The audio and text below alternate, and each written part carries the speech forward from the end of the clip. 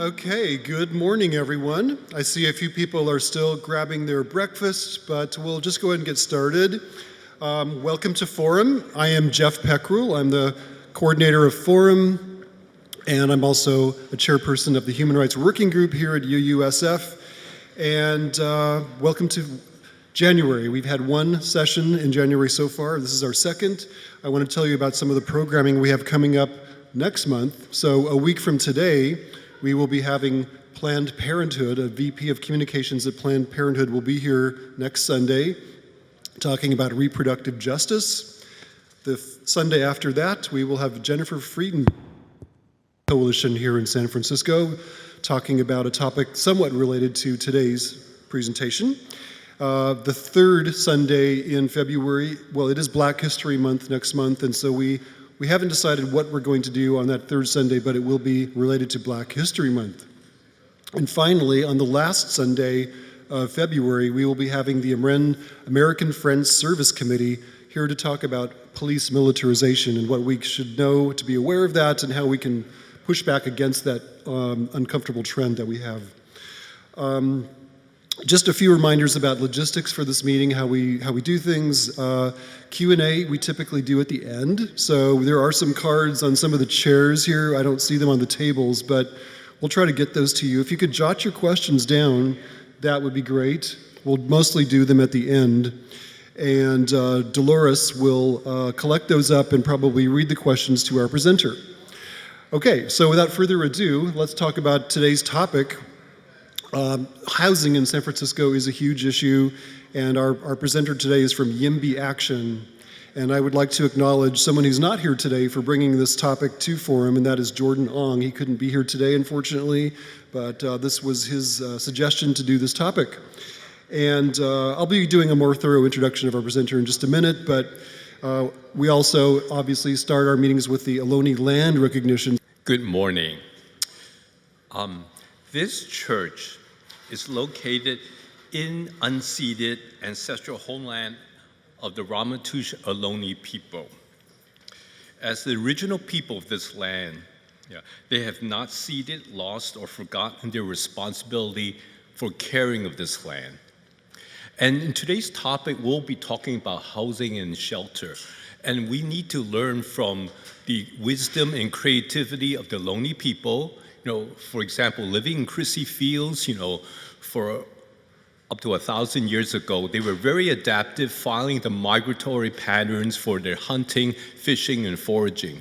Now, of course, there's a thriving Native American community, and they're planning cultural, social services, and a range of activities. And the American Indian Cultural District is taking place in, the area known as the Mission District. So with that, I'll turn it over to our speaker. Thank you, Willard. We are sure grateful to the Ohlone people for allowing us to use their land. Okay, our presenter today is Jane Natoli from YIMBY Action. Have you ever wondered why it costs nearly $1 million in 4 years to build a single affordable housing unit? In this talk, Jane from YIMBY Action will dive into what's preventing San Francisco from building the housing it desperately needs. We'll understand the impacts of low-density housing on the environment, homelessness, racial equity, and politics. We'll also explain why figures like Donald Trump and Tucker Carlson are so adamant about keeping low-density housing laws that have led to racially discriminatory practices across the country. That's our intro for Jane Natoli. Welcome, Jane. Thank you.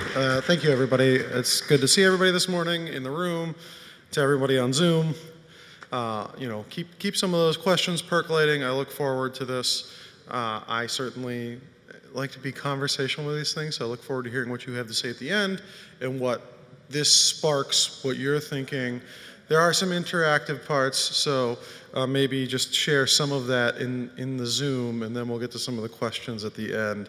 But I like to pepper people with occasional questions about their knowledge of the current market of San Francisco, because it can be reflective of how much they've maybe engaged with the housing market recently, especially I've been renting in the same place for a long time, so even I am a little out of touch with it if I don't refresh my knowledge. So, as noted, the topic today and one of the things that we're focusing on is how to make housing more affordable, which is a really tough nut to crack. I'm sorry. Let's see if it's... give me a second here. So, who's YIMBY Action? Who are we? What do we do? What's kind of our mode of operating? So we're a network of activists fighting for affordable, well, all housing, really, housing at all levels throughout San Francisco. I'm the chapter manager for the San Francisco YIMBY chapter, but we actually have a lot of active chapters all over the country. So while I want to continue to think about San Francisco, we're going to be zooming in and out in this discussion today, right? We're going to be talking about how some of these national trends also play out at our local levels. So we have people who are active in a lot of other places that might not be. San Francisco's further along the curve in many ways when we're dealing with a lot of these challenges, but that doesn't mean another city, another region, another state isn't dealing with it. We have a nationwide housing shortage. And what's our vision? What do we care about? So our vision is an integrated society where everyone has access to safe, affordable housing and the services and opportunities they want. Everyone should be able to live close to where they want to and have generally good access to services, right? I live around the corner from a supermarket. I am right next to a great park. I have high service buses near me that get me around my city and region. Those are all great amenities that not necessarily everyone has access to. So, who am I? A little bit about myself. So, like I said, I'm the San Francisco organizing director. So, that's my day job. I really am trying to organize people in San Francisco to show up for housing abundance. I came to San Francisco like a lot of other people for a job. I moved here 10 and a half years ago and had a job opportunity, and I wrote a list at the time when I moved here. And on it, I wrote expensive twice. Even 10 years ago, I already knew moving to California, moving to San Francisco, there was certainly some amount of challenge to that. But I knew I couldn't pass up the opportunity. As a trans woman, obviously, San Francisco has always held an appeal as an LGBTQ plus cultural capital, right? This is really where queer people have thrived for decades, and the idea of being able to contribute to that really appealed to me. One of the other hats that I wear, if you've got other complaints, maybe that's a different talk another time, but I'm also an airport commissioner for SFO. So if you have any praise or problems, happy to talk about that another time. This is a little hard in this room, so we won't really worry about it, but I mean, maybe talk to some of the people you're around, or share some of this in the chat, who you are, what neighborhood you live in, and what inspired you to, what interests you about today? Maybe think about that as you're thinking on questions. Why did you want to hear about this topic? Anything like that. So feel free to either share in the chat or, talk amongst yourselves at the tables if you have anything there. But want to hold on to those thoughts for the end of this. I like to provide a brief overview, keeps me honest, gives you an idea of what to expect. So what is the housing shortage? We're going to talk about what that is, why we use that term, why we think about that, how we ended up here, right? So a lot of the ways that we ended up here are policies that were designed and enacted over decades. Some of them well-intentioned, some of them not so well-intentioned. So what does that look like? And then what can we do? Right? We're all about, it's in the name, we're all about taking action. We're trying to empower people to say yes to more homes and to more opportunity. And so a lot of people are always asking, well, how do I do that? And obviously, love to hear from you at the end. I like to make space for that because I think that's the most generative part, is what aspect of it you really kind of grapple with or are engaged by. So, what causes high rents? When we think about it, what does it mean? When we say affordable housing, what does that term mean? This is obviously a term that could have several specific meanings. So if we're talking lowercase affordable, we're just talking housing that is affordable.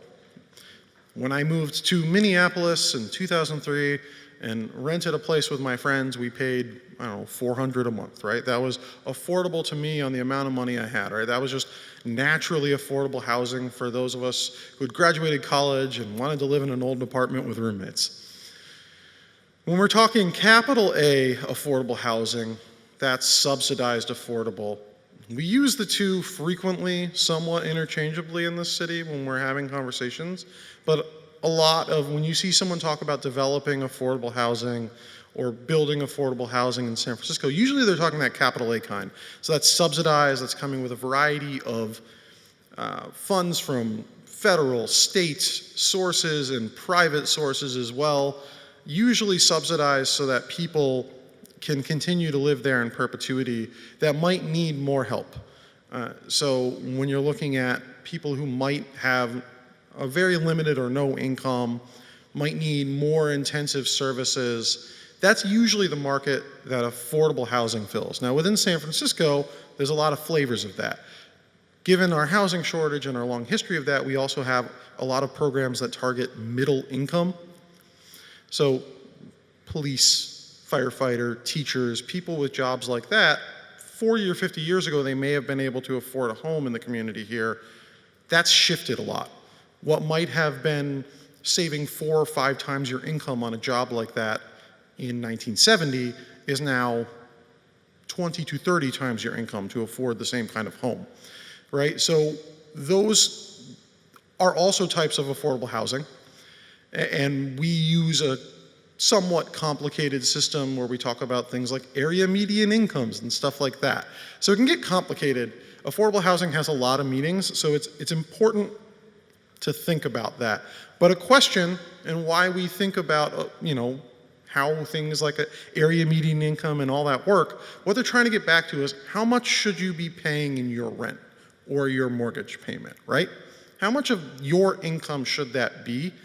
The vast majority of people are unfortunately rent burdened, which means they are paying more than 30% of their income for their housing. And that's the number that they're trying to get people to, is if you're paying below 30%, you're not necessarily rent burdened. And some people, a lot of people unfortunately, especially in the Bay Area, are extremely rent burdened. They're paying more than 50% of their income per household to afford a place to live, right?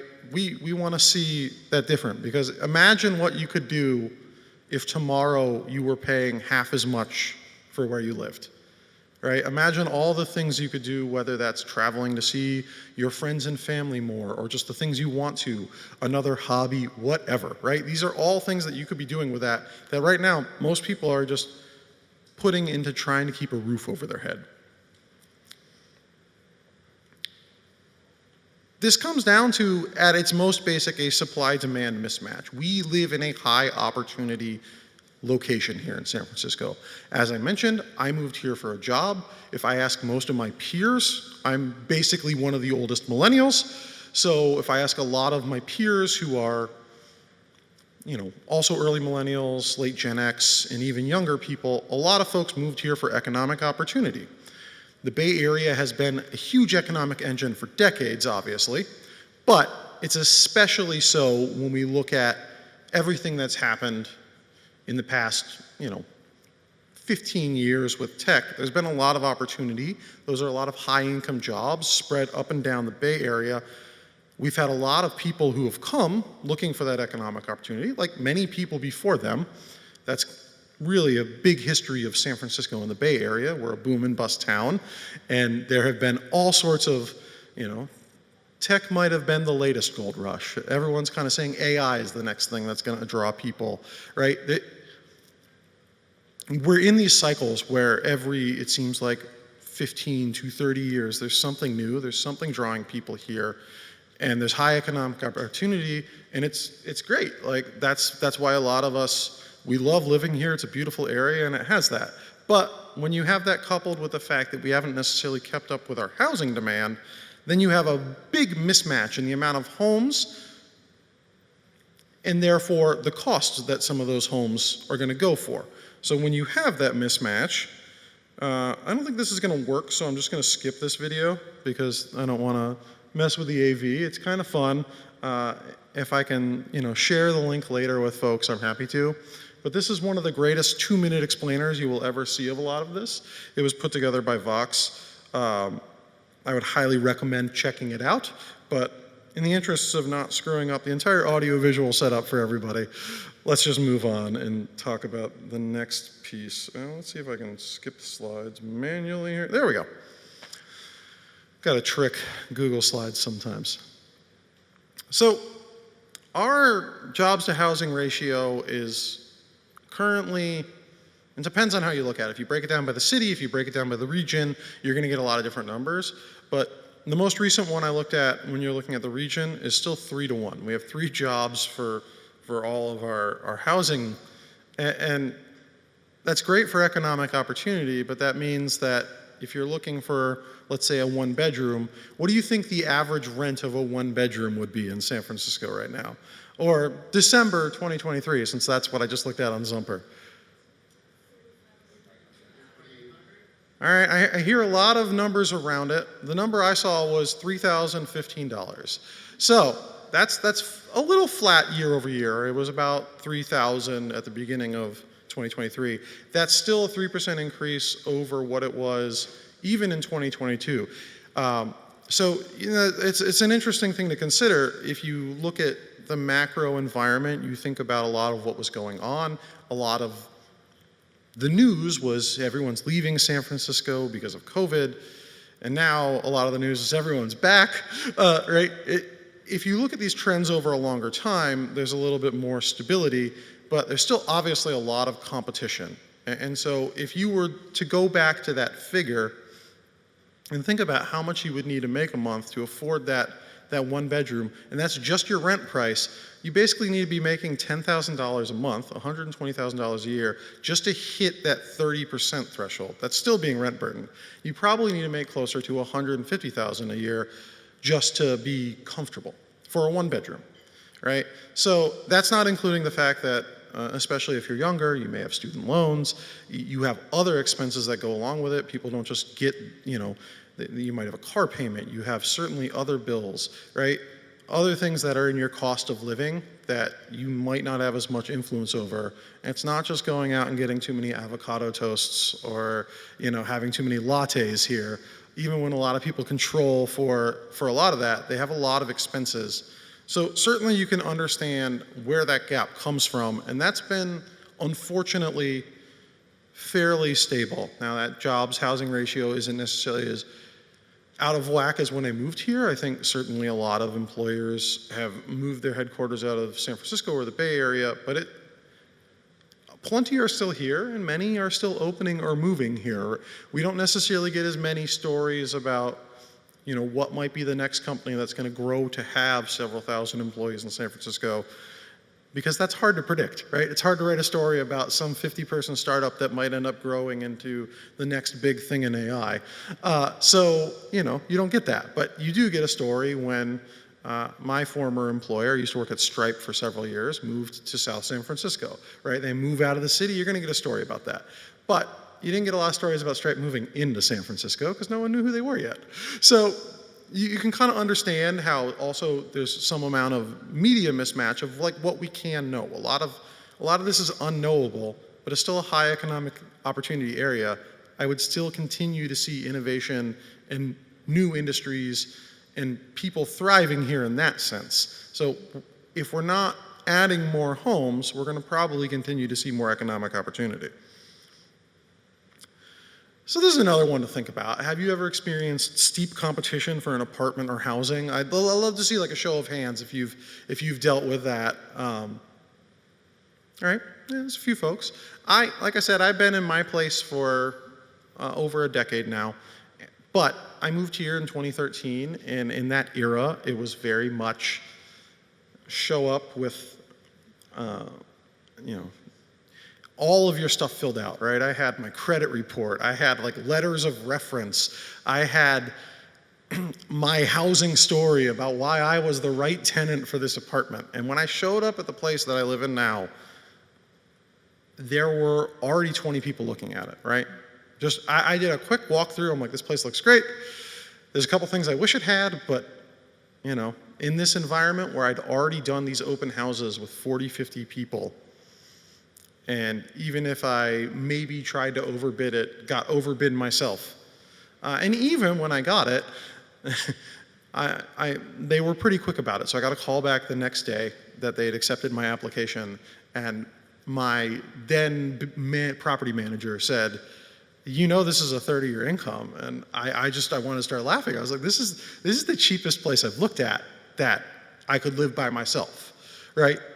Otherwise, I would have to live with roommates or anything like that, which certainly were options, but that was the best deal.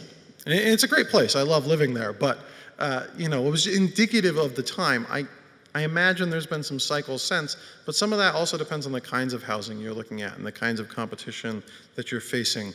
And so I'd like to see a city where we have less of that, because I think that that's a lot of stress to put on people. And if your housing situation changes at all, whether that's, you know, you're trying to start a family, you want to downsize, you want to be in a building that maybe has better amenities that are more appropriate to where you are. I have a senior neighbor, and it would be lovely if we had an elevator in my building as she's aging in place, because it's getting harder for her to go up and down one flight of stairs. And I'm happy to help her, but that's not really necessarily a structural solution to our problem. And she's on a fixed income. This is the place she can afford. That's why she stays. She doesn't have a lot of opportunity to look for a building that might be more appropriate, might have an elevator, might have better services to support her. And so thankfully we can be good neighbors and help her, but that's not necessarily a sustainable strategy or something that works for everyone.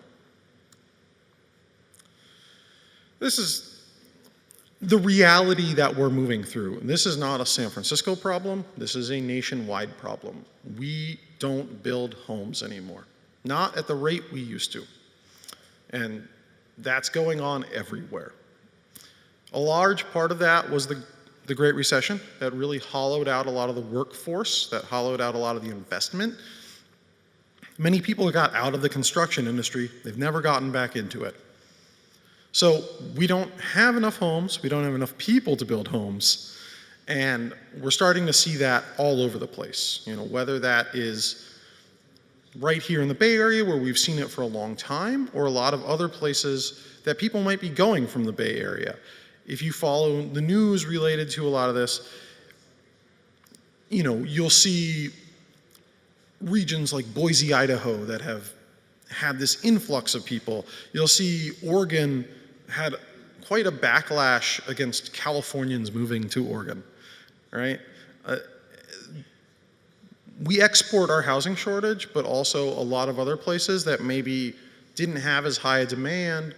The nature of work wasn't such that people could easily work from there. With the advent of things like remote work for a lot of knowledge workers, that's changed a lot of that. And that's made the housing shortage come home to a lot of other places. But also businesses grow up in those places. And if you're not trying to keep up with that, if you're not building homes, then this is going to unfortunately be the natural result that we're going to see. So, like I mentioned, this is really a nationwide problem. And you can see some of that. These are a couple years old, but this is looking at a lot of various metro areas, the way they kind of group it. So this would include like the whole San Francisco metro area, but you can see, unfortunately, a lot of California up top, right?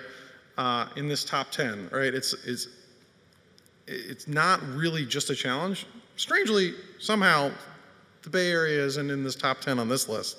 But, you know, it's a little small, but like places like Oxnard, Thousand Oaks, San Bernardino, Los Angeles, but certainly other areas in the country that have shortages, and most of them have gotten worse, right? That's unfortunately the trend we're still seeing, where the numbers still aren't quite going the right way. There's still this mismatch when it comes to the shortage and then how many homes are being produced in those areas, which is still putting a lot of stress on everyone. And it's not unique to our region. It's exacerbated, but it's not unique. So how did we get here?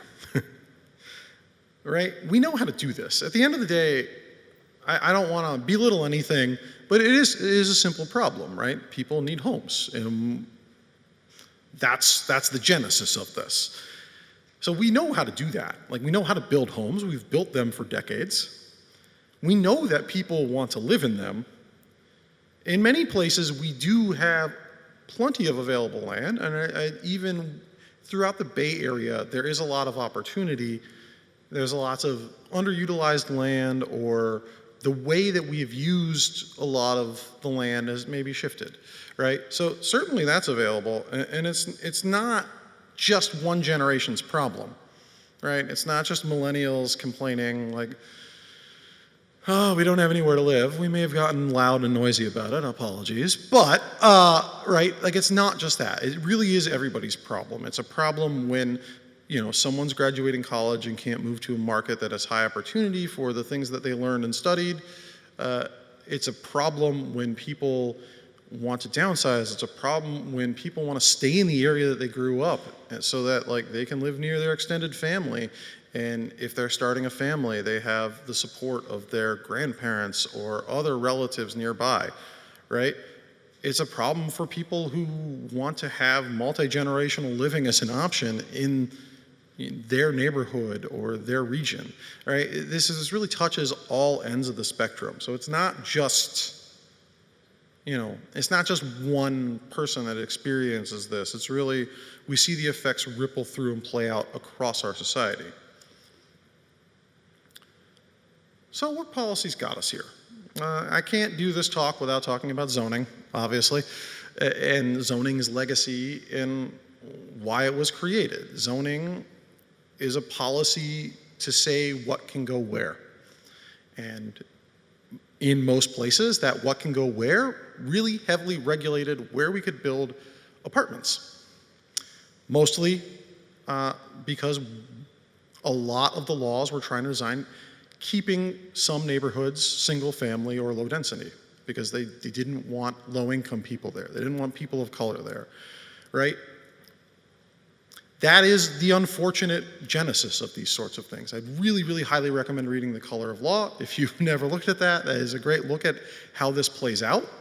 But that's just the reality of these zoning laws and how they've played out when it comes to who gets to live in which neighborhoods. It's where redlining comes from.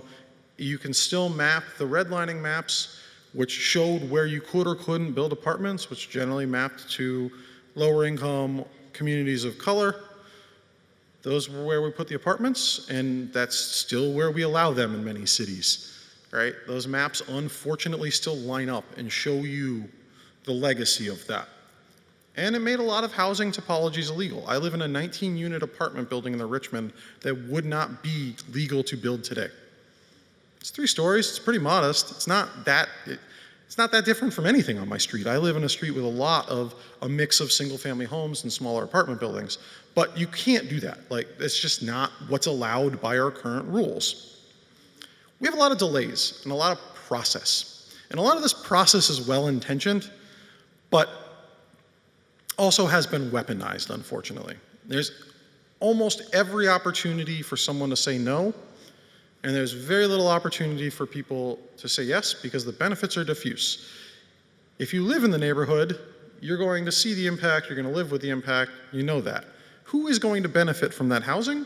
Probably your neighbors, probably people from your city, right? Statistically, most people who end up living in a new apartment building that gets built come from your city or region. They're not moving in from out of state or anything like that. However, that's a diffuse benefit. Those people do not live there yet. They cannot speak for themselves because they're unorganizable. They simply aren't there yet. And anybody who's speaking in that way is speaking in a hypothetical, right? And then funding shortage. So when we get back to the affordable piece, we don't fund affordable housing. Capital A affordable housing needs a lot more money, and we need to do a lot better. Unfortunately, that's really a federal problem. We need a lot more coming from the federal government when we try to focus on this. However, we're trying to make up the gaps at the state level or at the regional level or at the local level. That's why we do housing bonds. We have a $300 million one for San Francisco on the ballot in March. We're going to have potentially a $20 billion regional bond on the ballot in November. It's either going to be 10 or 20. I don't think they've quite settled on the number yet. That's a huge opportunity. Of course, that's got to get a high threshold to pass in a 9-county metro region. So it's going to be a tough fight. So, to go back to zoning, right, what does it accomplish? What is it trying to do? It's really all of these sorts of things, right? It says what use is allowed, right? Is that office? Is that residential? But also, how many parking spaces should a bank have? How many parking spaces should a bar have? Which I always find fascinating that we have establishments that are designed to serve alcohol that are required to have parking. It seems like those two policies are at odds with each other, but what do I know? How tall can it be, right? What's the height? What do we want to see? How dense can it be even? You know, how many homes could be on a lot of that size? How far away from the street it has to be or anything like that, right? Zoning is all of these things, right? It has a lot of these rules baked in that get very technical. When we start to see the way a lot of things are designed now, a lot of this is because it's accommodating for this.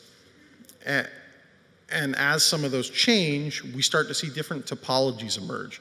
When we advocate for policies for, fewer parking spaces, that opens an opportunity to think about the way a building could be designed differently, or a business.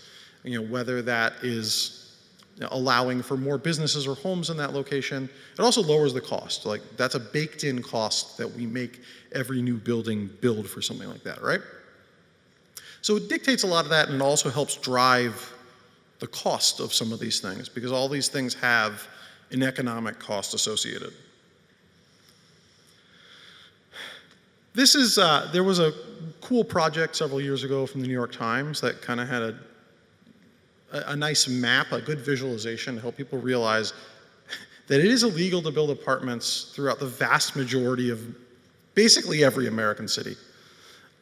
And the percentages are kind of astounding when you think about it, right? 81% in Seattle, which it's a pretty big place. There's a lot of people living there. That means all of the apartments are going in 19% of the city. In a city like San Francisco, it's closer to 2/3. But really, 2/3 of the city is not legal to build.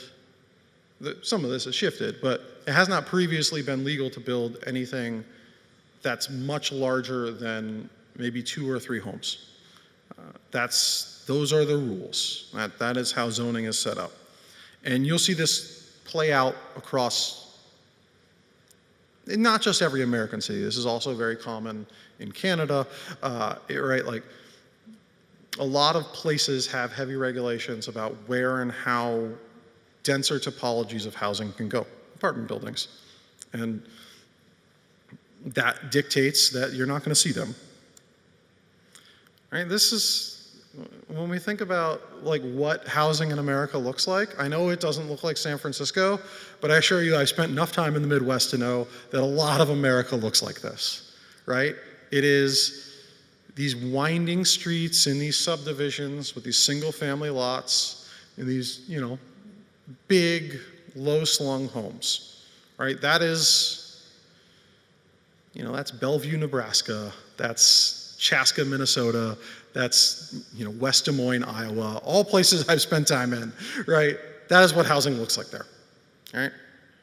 And, so that's a little different than our context in San Francisco, but it's a good reminder that much of America really isn't that dense. San Francisco is the second densest city in the United States. So it stands to reason that our housing looks very different, right? Whereas this is a enjoyable photo I took when I was in Amsterdam a couple years ago, right? This is in De Pip, which is south of the Central District.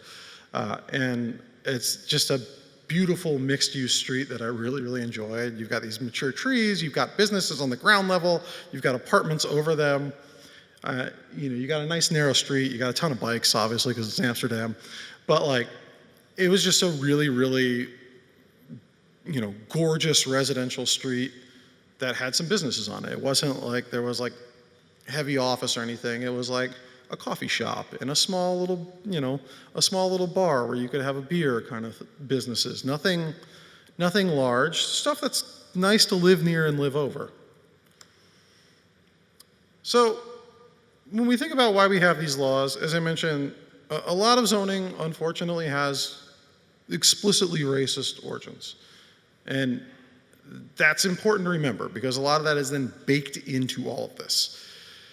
There was just an article in the Chronicle yesterday that I was reading about how some of our coming changes due to our housing element in San Francisco may have an impact on the Lakeside neighborhood. And Lakeside was founded and in its original documents explicitly calls out that it's a whites-only subdivision, right? That's there. Now those laws aren't legal to enforce anymore.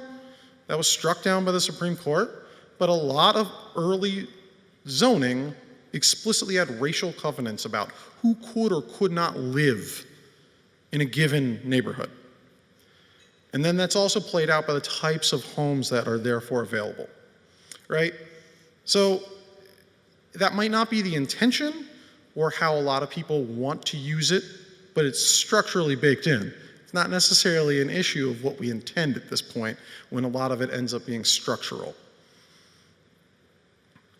So there have been some efforts to clean this up. I'm split on it. Like I said, they're not enforced, and I think we should remember our history. I can get wanting to remove it from a deed or a neighborhood, but also it is a part of our past that we should remember as we're trying to think about how do we rectify and change and have a different impact. And like I said, they're not enforceable. So no one is using them. But there have been efforts to look at that and really chronicle how common that was in regions. That is the area that I do think there's a lot of benefit. Is we still don't necessarily have good records of how many different places used it throughout the United States. We know it was very common, but like we don't have a database. I know someone was working on a project in San Diego to really catalog that and help people understand.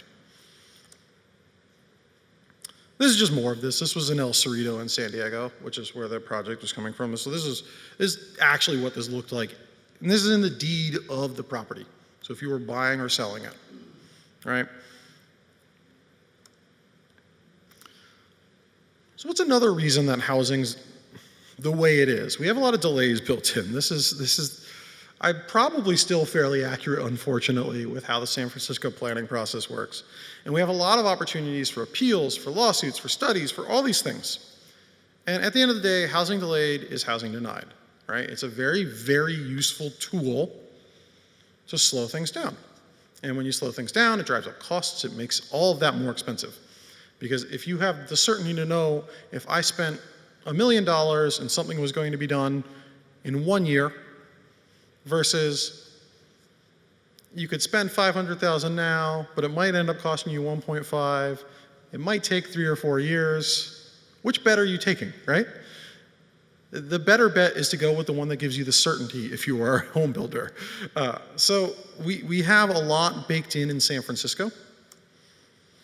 Our process has all this stuff layered in, right? The California Environmental Quality Act, again, a very good intentioned law. The idea behind it is great. The impact can end up being challenging. We have a lot of discretionary review. That's not something that's necessarily a part of the process everywhere, but we really value the opportunity to have review basically for any reason, if you'd like it, in San Francisco. Some of this has shifted, and we're not seeing that as much anymore. And then there's just other opportunities to just straight up say no at times. And all these delays can make people get to a point where they don't want to deal with it anymore.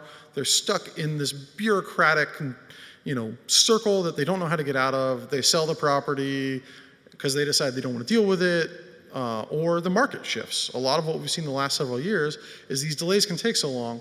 If you were planning to build a new home in 2017, you were planning that in a very different economic environment than you are right now. Right? Labor, cost of steel, lots of things we can't control have all shifted a lot. This one kind of speaks for itself, so I always enjoy it, right? Does this look like an exciting use of your time? As someone who's now, it's my job to be at more hearings. I show up at them, right? They are boring. It is, and they are frequently at inconvenient times for almost anyone, right? 1 p.m., I guess actually planning's now at 12 p.m. They haven't really updated the schedule as well as they should. All right, 12 p.m. on a Thursday, what are you doing? Probably you're not sitting at City Hall, right? But a lot of people have the opportunity to get there and be there, and then you don't even necessarily know. There might be an agenda, but you don't necessarily know if your item's going to be called within a certain window. It's hard to guarantee because you don't know what the turnout's going to be like, and sometimes different things get rearranged on the schedule, all sorts of stuff, right? That's very inconvenient. It's not necessarily something a lot of people can engage with. It's hard to go to City Hall and spend 3 hours there just to give 2 minutes of public comment. It is important, but it's hard, right? So you can see how there's a structural imbalance about who gets to participate, because you need a lot of time to do this, or you need to not necessarily have any concerns about your income, or a much more flexible schedule, or all sorts of things, right? And certainly, I was able to participate in it a lot because I found a lot of flexibility even in some of my previous jobs prior to doing this. But that's not the case for everybody. Imagine if you're working 2 jobs, or you're like trying to get your kids back and forth between daycare and after-school activities, and right, you don't have time to go sit at City Hall and deal with this. And that's where it is, right? That's where the magic happens for most of these things, for better or worse. And then there can end up being lots of campaigns that are going on beyond this, right? So when that process gets, weaponized, it can lead to all these delays that end up killing housing proposals all over the place. A lot of people just decide it's not worth their time.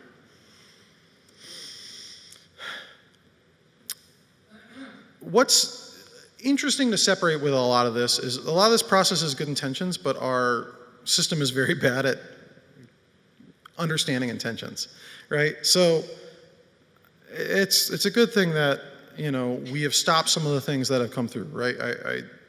Freeway revolts, we should not have blasted freeways through our cities, though ultimately a lot of our freeway revolts didn't necessarily succeed until they got to whiter neighborhoods as well. So chew on that for a bit, but that's a good thing. We're really the only country that's put freeways directly through our cities, and the impacts that it's had we're still dealing with today. But we also just went through and removed a lot of blight. Wasn't necessarily blight, with a lot of, I wasn't there at the time, so I don't really know, right? But you can see why we want to stop these sorts of outcomes, right? You can see where the process comes from to try and hit the brakes. That's a good thing.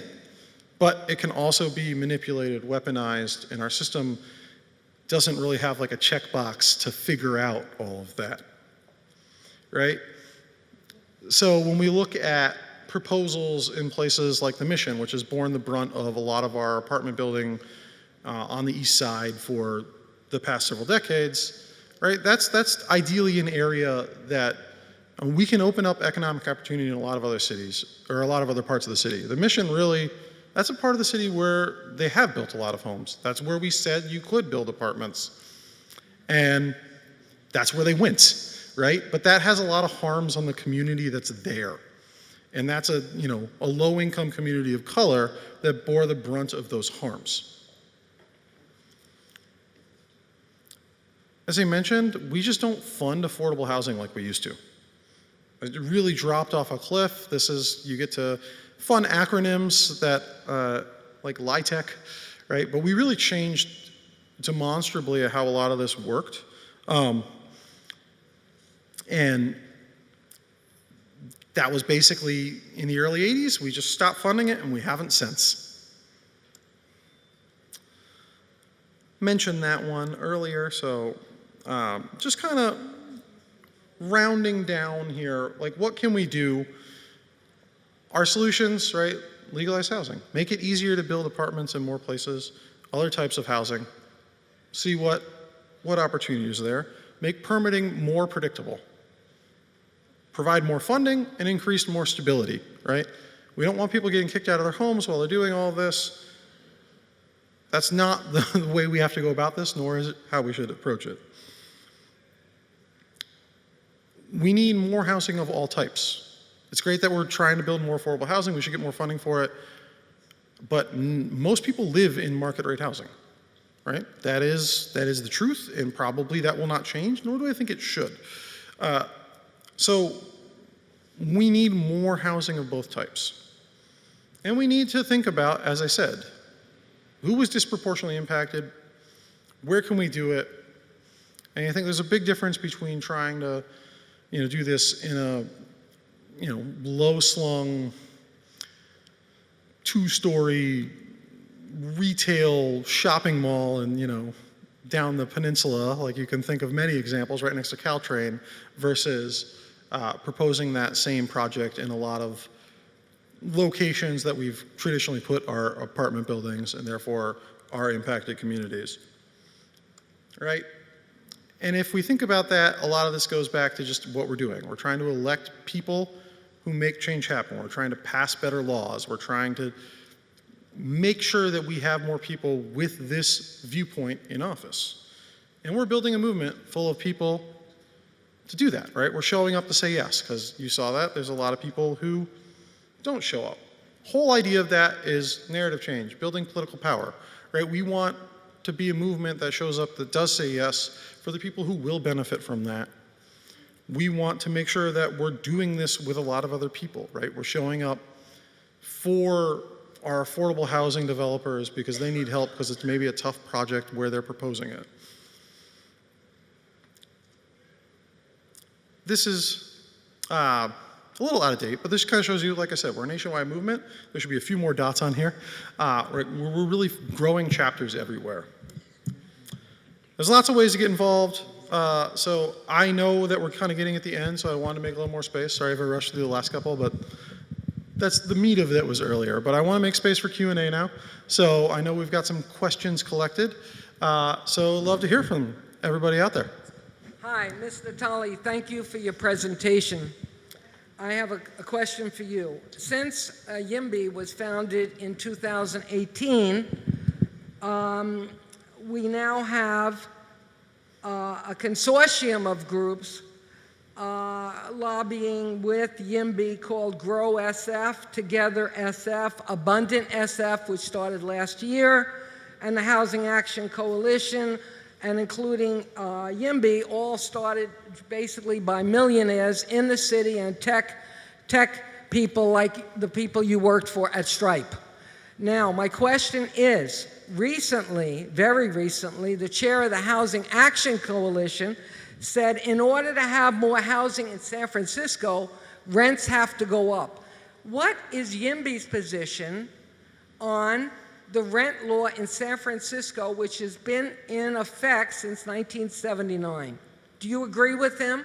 And do you want to repeal the rent law? Thank you. I don't agree with that statement. I don't think rents have to go up. And we don't have necessarily a uniform position. I think we're largely pro-tenant protections. We've never, we haven't had to deal with like the local law, but we support tenant protections. Rent control is a great stabilization policy. I personally, obviously, understand its benefits quite well as someone who lives in a rent-controlled apartment. And so I would say most of our members support it. There hasn't been any local effort to change it, nor do I think we would attempt to change it. That's not something we're interested in. We've never tried to have rent stabilization laws like that with better housing abundance, which I think is something we want to see as a solution.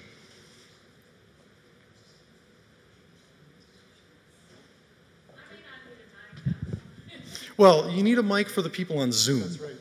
Oh, Zoom. I can hear you. They can hear you. Hi, Let's make sure everybody. And thank you so much. Really interesting. I did not believe it or not, I didn't realize that the racial issues were so contextualized in legal documents that going back, I don't know how long, but that was a shock to me, but not really a surprise. My question is, I lived for a long time in Europe, and I know people of moderate income even who would get subsidies. They were not going into special apartments that were cheaper than another, but they would get subsidies so as to live with their children, with their families in a decent way. And I've never quite understood the situation here, which apparently during the pandemic hurt landlords, some of whom that was their only income, was rental. And I'm not speaking of, people think of landlords as these big, high, rich people. They aren't necessarily. They might have an apartment and are renting out one room, and they rely on that little bit of income. So my question is, instead of pushing this on the landlord or somehow in another way, why couldn't there be just regular, wonderful housing and it be subsidized as it is in Europe? Excuse me, everybody say, go back to Europe, But I love my country, but I think all countries everywhere have their little warts, and maybe we can fix them. Okay, thank you. Yes, I think the big piece of that is we just need a lot more funding, especially from our federal level, to help with a lot of that. When we look at the amount of subsidies we have to go around, it's finite, and if we could increase that pool, that would help a lot. The groups of people we could expand it to and target to help provide those kinds of subsidies, until we see more of an uptick in federal funding, I don't think that's going to change, unfortunately. Hi, thank you very much. This has really been very helpful to understand. Okay, so could you talk a little bit more about HUD and the history of HUD? I mean, how the obstacles, where are the obstacles? I mean, since the 1970s, during the different administrations, in terms of funding and power? So I think that chart about how much we funded affordable housing shows the first decade or so of HUD, we certainly put funding into it, and that helped give it more opportunity to have impacts. That cratered in the 80s, and we've never gotten back up to that level. So for HUD to fulfill their mission, we also just have a very difficult history with public housing from the government and the way that has been viewed and who benefits from it. A lot of people have pulled back from that from just an opinion standpoint, whereas it used to be much more common 100, well, maybe not quite 100, but like 90 years ago, certainly affordable housing funded by the government was not as uncommon. But perceptually, it has a lot of, oh, those people live there kind of issues, which has not certainly been useful for organizing people to put more funding into it and capitalize HUD the way it needs to. HUD's also not necessarily been given the legal standing to really affirmatively further fair housing, which is a big part of their mission. They haven't necessarily been given the resources. That's certainly the Obama administration pushed more of that from a narrative change standpoint, but unfortunately HUD's funding didn't dramatically increase in that time.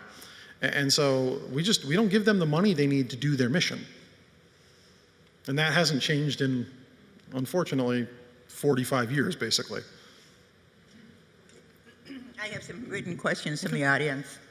Okay, the first one is, as of fourth quarter of 2020, nearly 70,000 units of high-density housing had been approved and permits issued, but only 5,509 are under construction because they don't pencil out because of the building costs.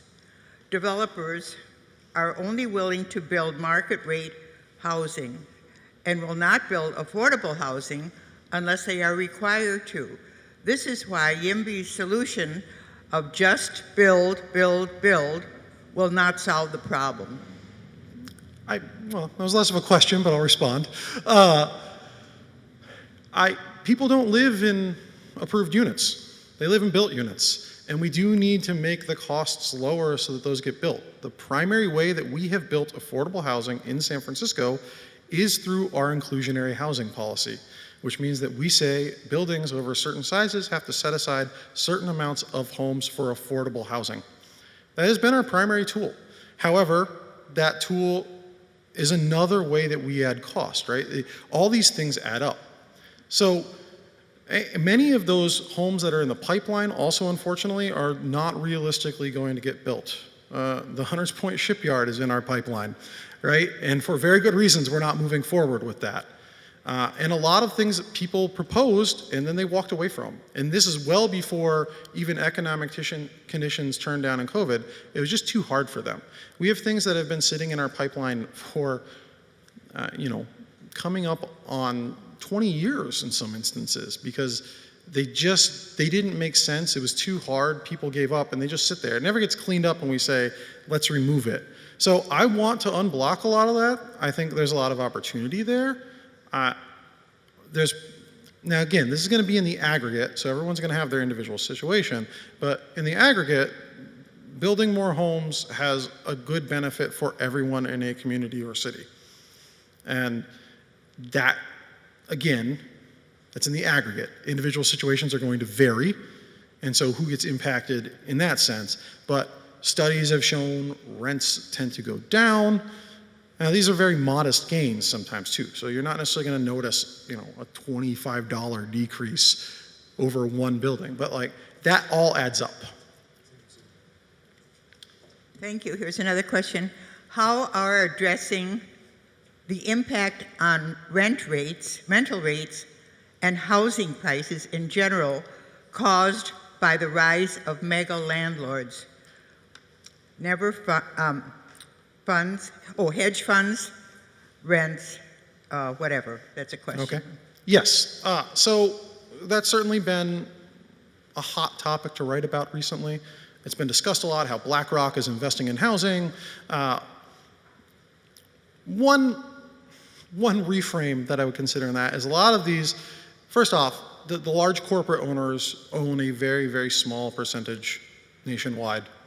It really isn't that large compared, to bring back to the point that, of who is a landlord in California, 2/3 of landlords own 1 to 10 units, right?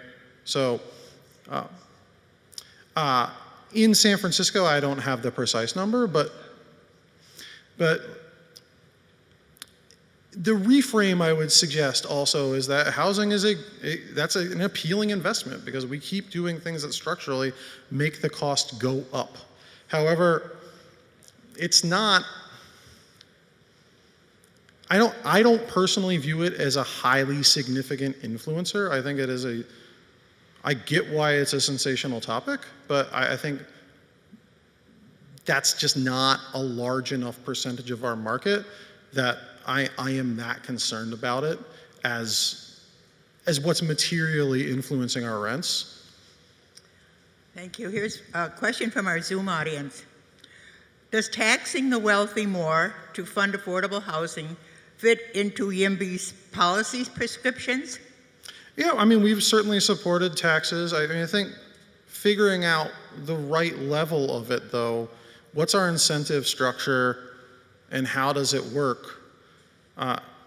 Taxing the wealthy is really difficult to do at a city level. I think, unfortunately, we saw that with Prop C from 2018, which we supported. Right, the idea of taxing a lot of our businesses and our economic services, on a lot of them, they might not say that. It might not be in their press release, but that's also influences when you can just move across county lines or to another city or jurisdiction. That becomes more difficult. So what level we're targeting that at matters. The state can have some influence on that as well. So certainly that's a better place for it, but it's still kind of difficult. So how a tax is structured or written has a big influence on the impact or effect it can have. So is that a source? Do I think we should tax more generally and put more funds into our housing? Yes, but devil is always in the details about how it actually does it or will it have the impact we hope it has? Thank you. Does your organization endorse candidates? Yes, we are 501c4, and so we endorse candidates locally and statewide, and our other chapters are also endorsing in other parts of the country. Thank you. I guess the next question from the audience is now is who are you endorsing? I don't have the full list in front of me, but you know, if we look at their current election coming up at the state level, we endorsed State Senator Scott Wiener for re-election, Matt Haney and Catherine Steffney for assembly. So those are like the local state level endorsements. We endorsed yes on Prop A, which is the $300 million affordable housing bond. We endorsed yes on Prop C, which is has to do with office to housing conversion. Okay. We have a lot of candidates. I don't need to go through the whole list. Thank you. Okay, here's another question. What role does BlackRock and other related companies play in keeping housing costs high? Okay, I think this is related to the other one. I mean, I think that's a symptom of high housing costs, not a cause of. They are investing in them because we make them a very lucrative investment. We could build more homes and help make that a less lucrative investment for them. That is a solution that we could pursue, but as long as we make housing a scarce resource that's good to invest in, unfortunately, I think they're going to invest in it. I'm not sure outlawing it at the federal level will materially make our rents go down for better or worse. Thank you. Have there been careful studies of the effects of percentage of income for housing on that issue? For example, for some well-defined economic groups, excluding special needs, family, what does POIN correlate with? I'm not entirely clear I understand that whole question. Oh, percentage of income. What does that correlate with? Off the top of my head, I don't have a ready answer for what that necessarily correlates with. Are developers like Leonard an issue in cleaning up areas like Hunters Point so decent housing can be built? I don't know what's going to happen with Hunters Point, to be honest. That seems like a really complicated situation that honestly I think we have a lot of other opportunities, and I'm still not sure there's sufficient trust that we understand that they've actually done what they need to clean it up in terms of the company that they worked with. So that I don't see moving forward anywhere. That strikes me as just something that's not going to change anytime soon, unfortunately. And related to that is, can we get rid of categories, quote, affordable housing, unquote, and quote, projects, so there is no stigma involved in where you are housed? Again, that gets back to an argument for subsidies for excellent housing, not low income or less valuable housing for low income families. Certainly how we talk about housing has an impact. Now, I do think it is worth talking about the fact that some housing that we are building is targeted towards low income or very low income. These are categories that have meanings when we're talking about who benefits from it. So I do think, you know, we shouldn't necessarily discard all of that. Should we try to eradicate stigma in terms of people talking about housing via shorthand? You know, I think, you know, all housing should be extremely high quality, whether very low income people live there or, you know, high income people live there on that end. But certainly, yes, use of terms like, you know, slums or projects or things like that, you know, we want to try and minimize that. Like, that's not how we should be talking about housing. The people live there and they deserve high quality homes. So this one's kind of a comment about affordable housing programs. I guess the question here is like, what is YIMBY's perspective on this? So federal government stopped HUD programs for Section 8 and Section 22 and other subsidies for building housing. It started during the Reagan era. How much of a factor in the whole problem we have today is that? It's certainly a factor. I mean, we need more money at the federal level. I don't think a state or a city can manage to come up with enough funds for that. Now, what's been exciting recently is as this awareness has grown nationwide, we're starting to see more representatives, more senators realize this. We're starting to see some action at the federal level in terms of Congress. I think that's building towards a movement where we can start to have some action towards how we fund it. Is what are our government priorities, right? If a budget is a statement of priorities, this has not been a priority for the United States at the federal level. Okay, here's another question. Next. It seems like a real cop-out on the part of YIMBY and you to tell us today that this problem of affordable housing needs to be corrected at the federal level. In all your promotions, you keep talking about, well, we're interested in affordable housing, but I don't see any will on the part of YIMBY to do that. So I'm asking you, it seems like you have targeted people of color in the next election, Connie Chan, Myrna, another group, Myrna Melgar, Dean Preston. So how much money does YIMBY Action have in San Francisco to spend on endorsements? Oh, it's not? Okay, then can I ask you this? Well, we don't spend that much money on endorsements. I'm happy to answer that. But I will ask you this. You supported Mayor Breed. You're supporting Mayor Breed, which you didn't mention in this next election. We have not endorsed in our 2024 elections. We supported her in the previous election. I'm sorry if I misspoke. But what I want to know is this. YIMBY seems very, very close to Mayor Breed and Scott Wiener. And now that you've been appointed as the first transgender woman to the Airport Commission, can I assume that you're supporting Mayor Breed in the next election? I haven't made up my mind. I was appointed by Mayor Breed, but I don't think that's germane to our conversation, unfortunately. Okay. And we haven't endorsed for supervisor candidates in 2024 yet. That has not come up. So any endorsements might have related to another race, the Democratic County Central Committee, but we haven't made that decision yet for November 2024. Thank you. What about exploitation of the hundreds and thousands of commercial units that are now empty, not to mention the actual housing units, apartments, that landlords deliberately leave vacant because they can't seem to get enough rents for them? So we're working with Assemblymember Haney. He has an office to housing conversion bill at the state level. There's also been a couple attempts locally. There was one item that we supported with Mayor Breed and President Peskin related to that. We're looking into that. Unfortunately, office to housing conversion is another one of those exciting topics, but it's very expensive. The types of buildings that are actually appropriate for it depends on how old a building is. The floor plates don't make a lot of sense. I don't need to get too down that rabbit hole, but unfortunately a lot of them are not great candidates for that. We would like to see better uses, obviously. In terms of the vacancy, when you look at the vacancy numbers of why units are vacant, many are actually between rentals. They are, waiting to be filled up as someone's going into a unit.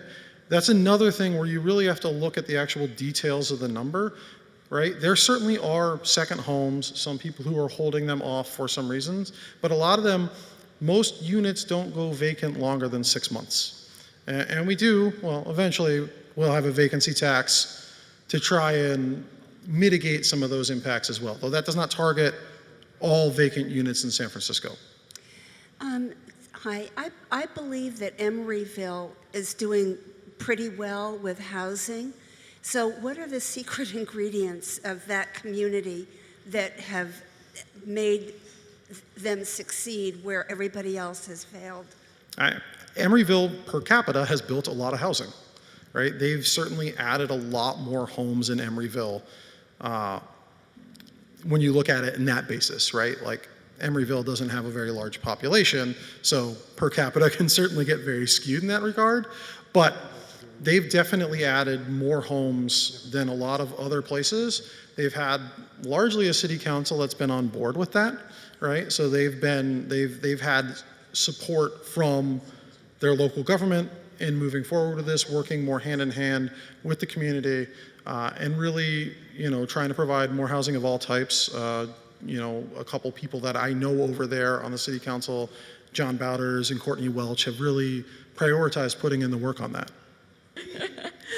We went to another talk yesterday at Manny's with the district supervisors that was on a similar topic, and they were making an argument that the city has really responded to the pressure from the housing element, that they've made a real effort, or they're making a real effort to reduce that bureaucratic delay. And the sense that we were getting from them was that, okay, if we eliminate all of this bureaucratic delay, the macroeconomic climate is making it such that it's not lucrative for developers to build market rate housing. So they're saying, even if we eliminate all of these delays, there's still not going to be that incentive to build housing.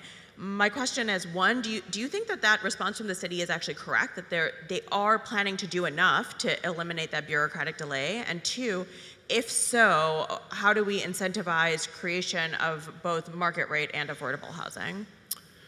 I do think the city has a point. As I mentioned, our macroeconomic picture is different than it was 7 or 8 years ago.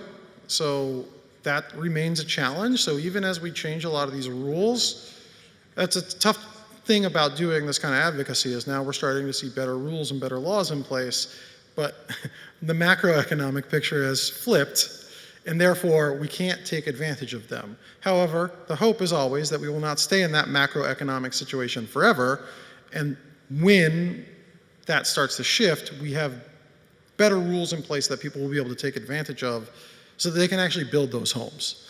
And so the city has done its part. Our housing element, I didn't talk about that in depth here, but that's basically a document of changes that we agreed to make to try and help unblock a lot of these problems. We have the longest approval process in the state. And that was something that the state looked seriously and looked at. And the city, sometimes it's easier said than done, but the city gets there eventually. We have the big bill that was passed at the end of last year that was a part of this is called constraints reduction.